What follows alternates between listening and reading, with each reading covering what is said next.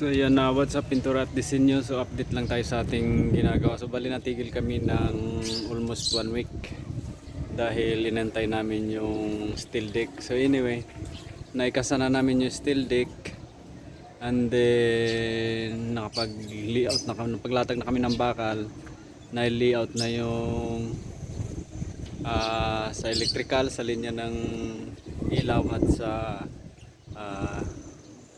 CR sa itaas, sa second floor. So bali ay hopefully bukas mabuhusan nito at nang makapag-asintada na ng hollow blocks. So bali ang pagitan ng ating bakal ay 25 cm by 25 cm. Bali 12 mm at saka 10 mm yung gamit natin.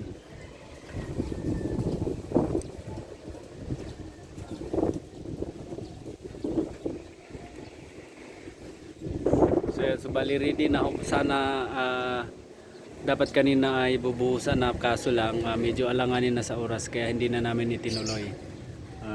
Bukas na lang para siguradong hindi maapike.